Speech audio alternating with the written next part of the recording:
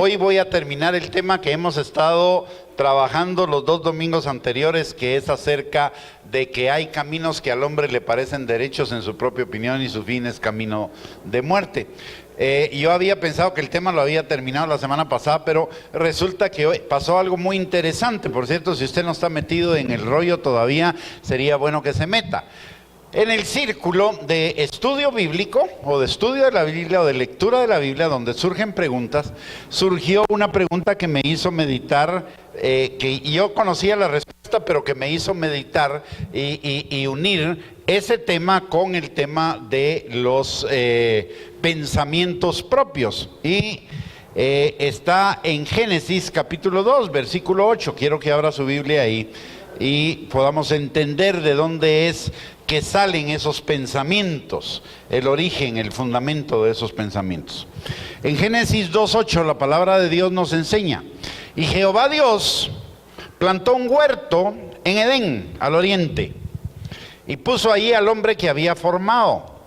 Y Jehová Dios hizo nacer de la tierra todo árbol delicioso a la vista y bueno para comer.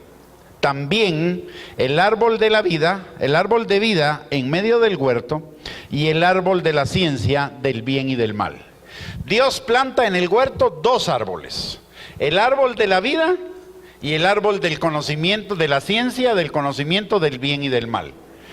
Y le da una instrucción a Adán en Génesis capítulo 2, versículo 16, y dice: y mandó Jehová Dios al hombre diciendo: de todo árbol del huerto podrás comer, mas del árbol de la ciencia del bien y del mal no comerás, porque el día que de él comieres, ciertamente morirás.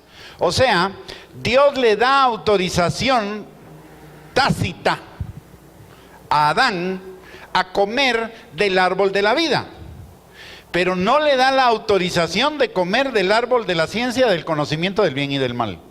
¿Qué debía hacer Adán? Comer del árbol de la vida.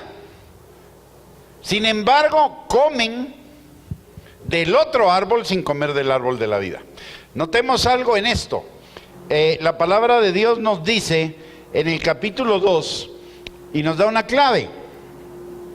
En el versículo 9 dice que Dios puso el árbol de la vida en medio del huerto. Curioso, ¿no? También el árbol del conocimiento está en medio del huerto, porque lo dice después. Pero en ese pasaje específicamente dice, señala que el árbol de la vida estaba en el centro del huerto. ¿Sí? ¿Qué nos dice eso? Que el árbol de la vida debe estar en el centro de nuestras vidas. ¿Quién es el árbol o qué es el árbol de la vida? El árbol de la vida es Jesús y es el Espíritu Santo, los dos, porque Jesús es el pan de vida y el Espíritu Santo es el espíritu vivificante, el espíritu de vida en Cristo Jesús, el espíritu que resucitó a Jesús de entre los muertos, o sea, es espíritu de vida. Por lo tanto, el árbol de vida es Jesús y el Espíritu Santo. Amén. Debíamos comer los dos. Y de hecho, cuando usted y yo somos salvos, el Señor nos da un combo. ¿Por qué? Porque reconocemos el señorío de Cristo y el Espíritu Santo viene inmediatamente, sin que lo pidamos, a vivir a nuestras vidas. ¿Sí? Vienen juntos los dos, porque los dos son la vida. Amén. Entonces, ¿qué nos está enseñando aquí? Dios pone al hombre, fíjese, Dios pone al hombre enfrente de una disyuntiva. Vas a seguirme a mí, porque el Espíritu Santo, además de que es espíritu de vida, es el que me guía a toda verdad. ¿Sí? Y por lo tanto, y además es espíritu de conocimiento, de ciencia, de consejo, de revelación, de inteligencia, el Espíritu de Dios y espíritu de temor de Jehová. Lo dice Isaías 5. ¿Sí? El Espíritu Santo es espíritu de conocimiento, de ciencia, de consejo, de inteligencia, de entendimiento. Entonces no necesitaban, oiga, si hubieran comido del árbol de la vida, no hubieran necesitado del árbol del conocimiento del bien y del mal. ¿Por qué? Porque en el árbol de la vida venía el conocimiento del bien y del mal. pero bajo la dirección del Espíritu Santo. Cuando ellos escogen el árbol del conocimiento del bien y del mal, escogen sus propios caminos que parecen derechos en su propia opinión, y entonces ellos comienzan a definir qué es el bien y qué es el mal, en lugar de definirlo desde la perspectiva de Dios. Y ahí es donde comienzan los problemas del ser humano, porque los caminos que el hombre piensa que son derechos en su propia opinión son caminos de muerte. ¿Sí? ¿Se da cuenta? Era la voluntad de Dios versus la voluntad del hombre. Ahí estaba, desde el principio. Y usted y yo siempre tenemos esa disyuntiva en toda decisión. ¿Vamos a escoger la voluntad de Dios o la voluntad nuestra? Vamos a escoger la voluntad de Dios, que es la vida, porque es el árbol de la vida, o vamos a escoger nuestra voluntad, que es el árbol de la ciencia, del conocimiento del bien y del mal, que es la muerte. ¿Qué decide? ¿Qué dice Dios? Es lo mismo que dice Dios en Deuteronomio capítulo 30, versículos 19 al 20. Dice: a los cielos y a la tierra llamo testigos contra vosotros, que os he puesto delante la vida y la muerte, la bendición y la maldición. Escoge pues la vida para que vivas tú y tu descendencia, amando a Jehová tu Dios, atendiendo a su voz y siguiéndole a Él, porque Él es vida para ti y prolongación de tus días, a fin de que habites sobre la tierra que juró Jehová a tus padres, Abraham, Isaac y Jacob, que les había de dar. ¿Qué dice? Hoy he puesto delante de ti la vida y la muerte, la bendición y la maldición. Escoge pues tú la vida. Lo mismo que les dijo en el jardín del Edén. Aquí tienen el árbol de la vida y el árbol de la muerte. Escojan el árbol de la vida. ¿Ya?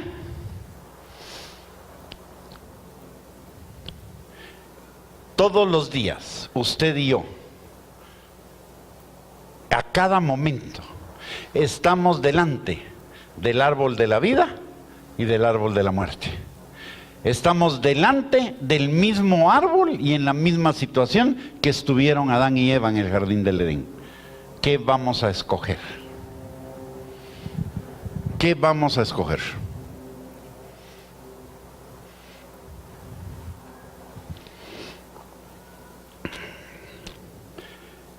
La voluntad humana. Mire, tenemos un problema con eso de la voluntad humana. Por eso Jesús dice: para que sean mis discípulos, niéguense a sí mismos. Nieguen su voluntad humana y síganme.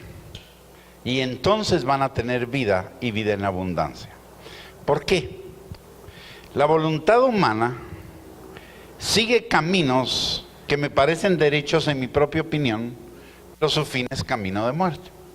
Pero ¿qué pasa? Obviamente el diablo es lo suficientemente inteligente para que la muerte no venga de inmediato. ¿Sí? De hecho, si usted se da cuenta, Dios le dice a Adán y Eva, no le dice: desde hoy yo voy a hacer que la tierra sea maldita.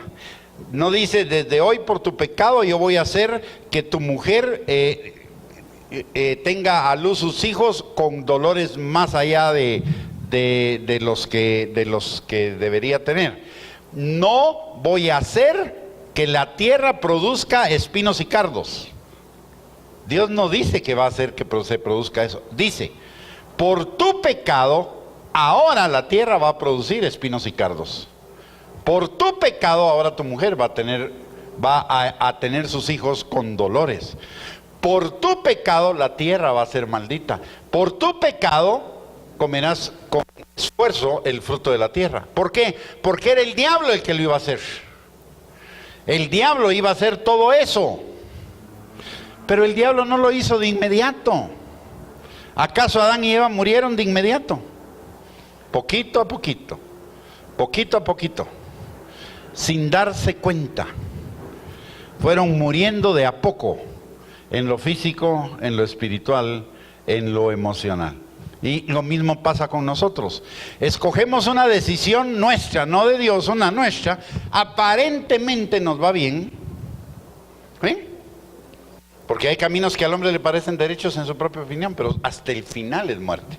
Entonces parece que nos va bien. Entonces, ¿qué sucede? La próxima vez volvemos a tomar la misma decisión. ¿Ya? Y la tercera vez volvemos a tomar la misma decisión. Y la cuarta vez volvemos a tomar la misma decisión. ¿Qué pasó ahí? Es el proceso del que dice 2 Corintios capítulo 10, versículos del 4 al 6. Primero comienza con una mentira: no moriréis, no te va a pasar nada. Cuando el espíritu me redarguye, vienen los argumentos. No, hombre, pero sí, no fue nada. Y no tiene nada de malo. Y no afecté a nadie. Se convirtió en un argumento. Y la segunda vez, y la tercera vez, y la cuarta vez que lo hago, ya se convirtió en una fortaleza. Y esa fortaleza provoca que en mi vida se forme un patrón de conducta que es un círculo demoníaco. Que me tiene encerrado, que me tiene preso, tomando las mismas malas decisiones siempre, y que al final me van a provocar muerte. ¿Sí?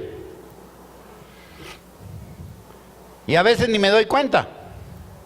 A veces a los 20 años me está pasando algo y digo yo, pero si ahora soy cristiano, ¿por qué me pasa esto?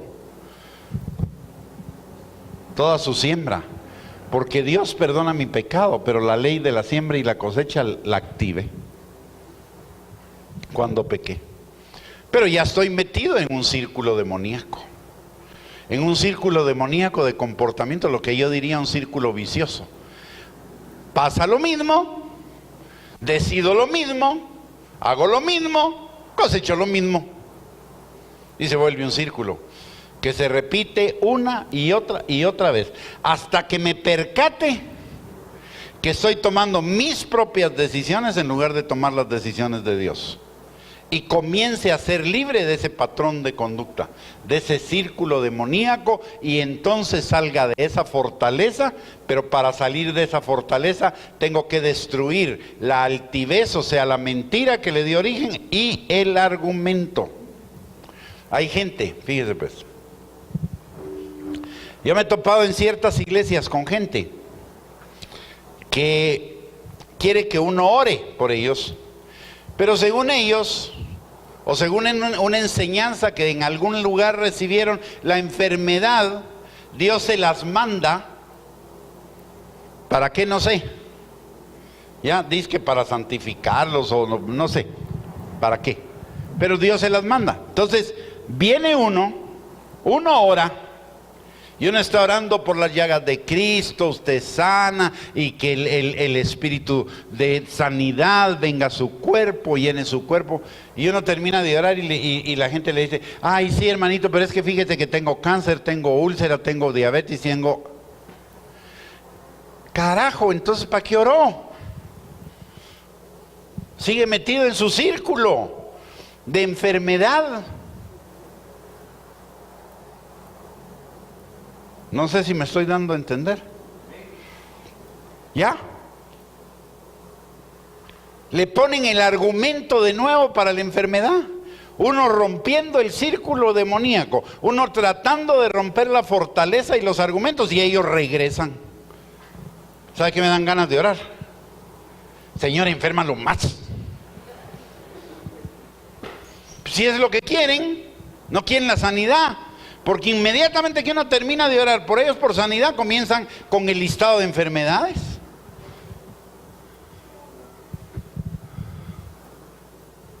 Es como muchos de nosotros, ¿verdad? Señor, yo confío en ti, tú eres mi Padre, provéeme mi necesidad, y gracias, Señor, te doy por la provisión, y creo en esa provisión. Y a los 5 minutos, ¿y qué voy a hacer mañana para pagar tal cosa? Bueno, oró o no, creyó o no.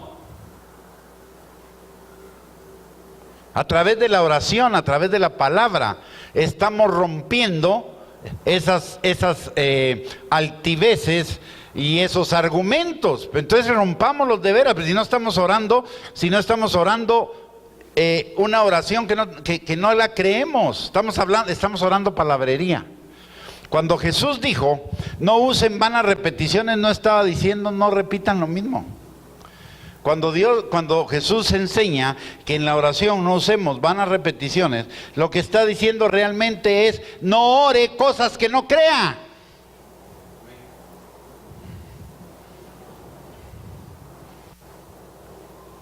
Porque entonces está orando al aire.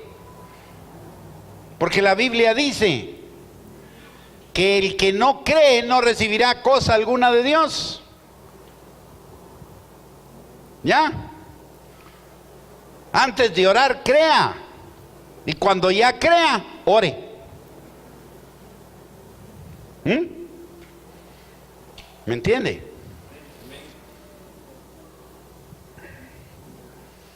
Primero tengo que agarrar todas las palabras de Dios que tienen que ver con la respuesta a mi oración y creerlas, decírmelas. Cuando ya lo crea, lo oro. Porque entonces voy a estar orando con fe. Dice que pidamos con fe, no dudando. Porque el que pide dudando no recibirá cosa alguna del Señor, lo dice Santiago, capítulo 1. ¿Sí?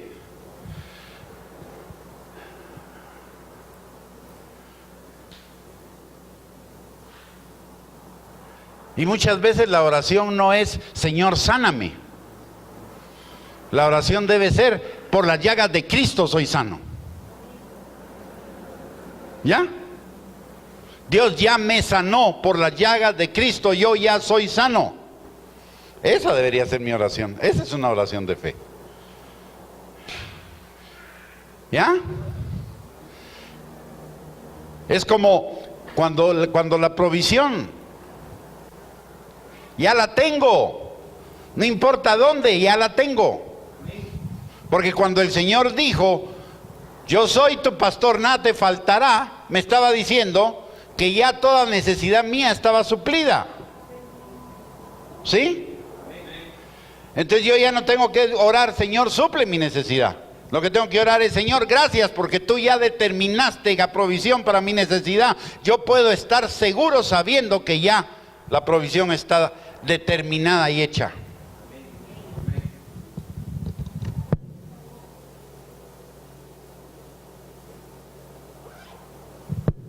Pero a veces nuestra oración es más una oración de duda que de fe. Ay, Señor, te pido por mi necesidad. Mira que mañana tengo que pagar. Y si no pago me van a meter al bote. Y si no pago me van a comenzar a perseguir. Y se va a arruinar mi crédito. Ay, Dios mío. ¿Esa es oración de fe? ¿Sabe qué es eso? Esa es oración de miedo. La Biblia dice en Filipenses, presenten todas sus oraciones delante de Dios con acción de gracias y Él guardará sus corazones. ¿Cómo presento mi oración de fe delante de Dios? Señor, gracias por la provisión. Tengo esta necesidad, pero gracias por la provisión. Tú ya la determinaste. Señor, gracias porque esa provisión viene. Y Señor, gracias porque tú guardas mi corazón en completa paz. ¿Ya? Y deje de afanarse cuándo va a venir la provisión. Puede venir hoy, mañana, pasado, dentro de un mes. Lo que usted puede saber es que en el momento justo, preciso y correcto, en el momento perfecto, la provisión de Dios va a llegar. ¿Ya? Dios nunca llega tarde. Jamás llega tarde. Siempre llega a tiempo. Que no llegue en su tiempo no quiere decir que llegue tarde. No, llega en su tiempo, porque Dios no hace las cosas como a usted se le da la gana. Dios hace las cosas como Él sabe que son mejores. ¿Ya me entendió? ¿Ah? Y hace rato estoy orando por algo. Estoy orando por mi carro, por un carro, por mi carro. Y hace rato estoy orando por mi carro. Y no viene. ¿Y sabe qué? Ya sé por qué no viene. Porque todavía no es el tiempo de Dios, porque tengo que aprender algunas cosas para no arruinar el carro que me venga. ¿Ya? Entonces primero tengo que aprender.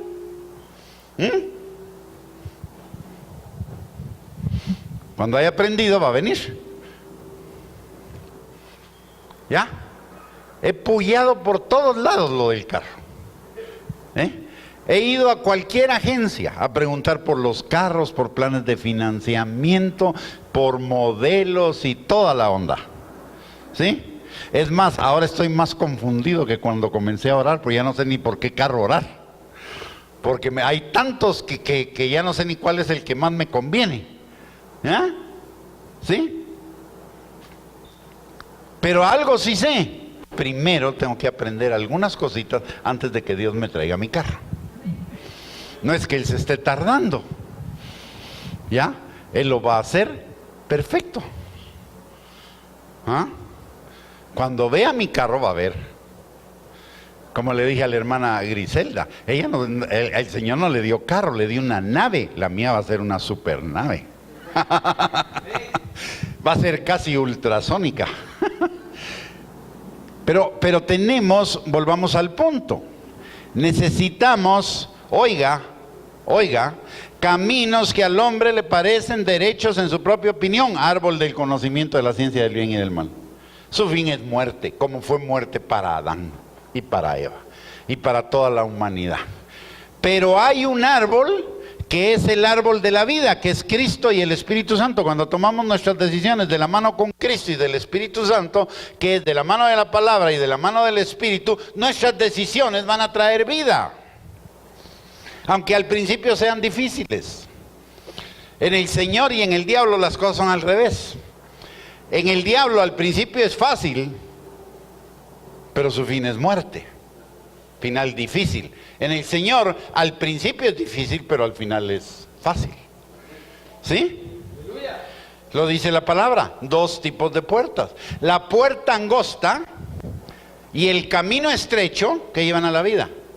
La puerta ancha y el camino amplio que llevan a la muerte. Fácil entrar por los caminos que al hombre le parecen derechos en su propia opinión, pero su fin es muerte.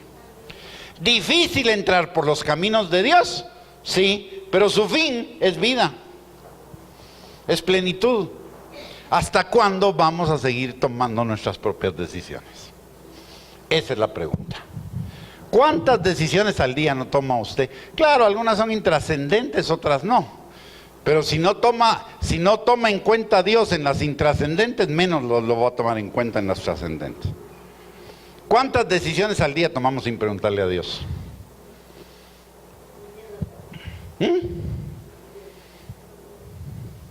¿Cuántas?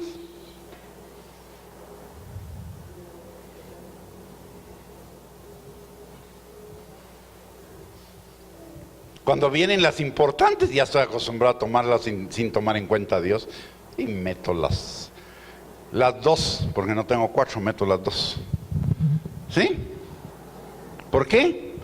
Caminos que al hombre le parecen derechos en su propia opinión, pero su fin es camino de muerte. Necesitamos ordenar nuestras vidas. Y necesitamos alinear nuestras vidas a la palabra de Dios. Después, si no alineo mi vida a la palabra de Dios, después no se pregunte por qué le va mal, ya sabe cuál es la respuesta. El domingo pasado hice una pregunta.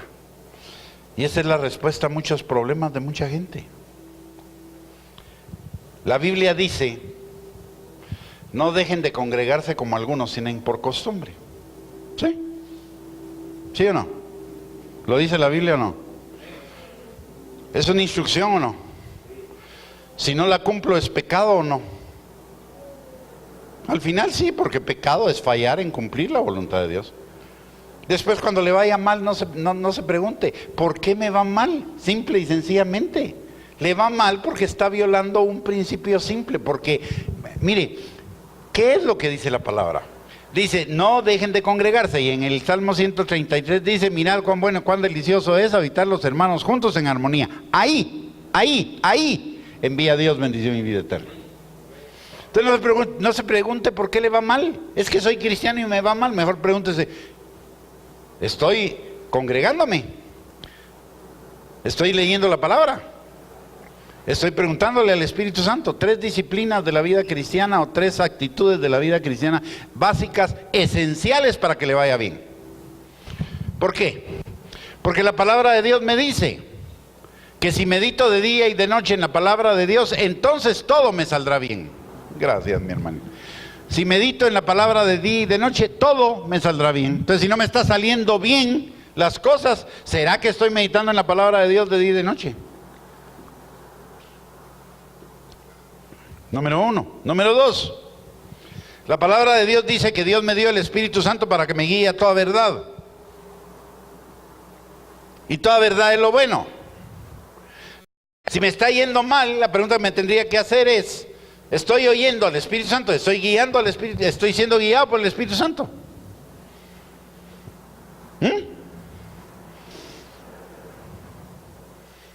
Hay gente que porque le va mal se pelea con Dios. Peléese con usted, porque el culpable es usted, no es Dios. Porque usted no está haciendo lo que Dios dice que tiene que hacer. ¿Ya? Y me va mal, y me pregunto por qué me va mal y nunca voy a la iglesia, o voy a la iglesia solo cuando tengo tiempo, cuando se me da la gana, cuando amanezco, o cuando amanezco con el deseo. ¿Usted cree que yo amanezco los domingos con el deseo de venir a la iglesia? ¿Ah? ¿Usted cree que yo me muero de ganas los domingos de venir a la iglesia? No, hoy me quería quedar dormido. Hoy estoy peleando contra el reloj. Puse el despertador a 1 hora. Y cuando sonó lo apagué y dije, voy a dormirme otro ratito. Otro ratito, otro ratito. Y después del otro ratito dije, otro ratito. Y después del otro ratito dije, otro ratito. ¿Qué estoy haciendo? Levantarte ya. Vas a llegar a las 12 de la noche, a las 12 del día peleando con el reloj si te levantas o no. Levántate ya. Estás cansado. Anoche entré a las 10 de la noche. Después de 3 días de viaje. Estás cansado.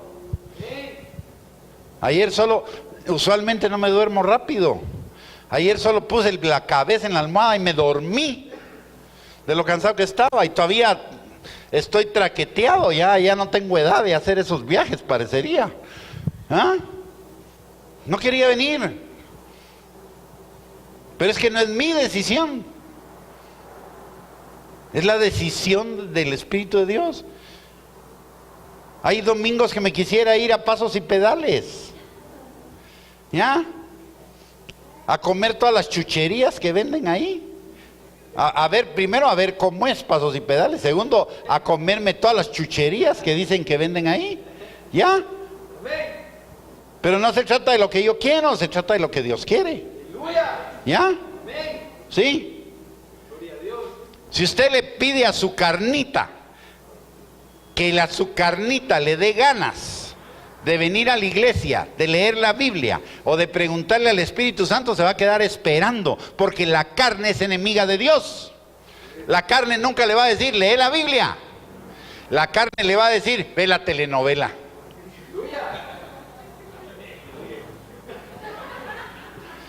¿Ah? La carne nunca le va a decir, preguntarle al Espíritu Santo. Pregúntame a mí, le va a decir la carne.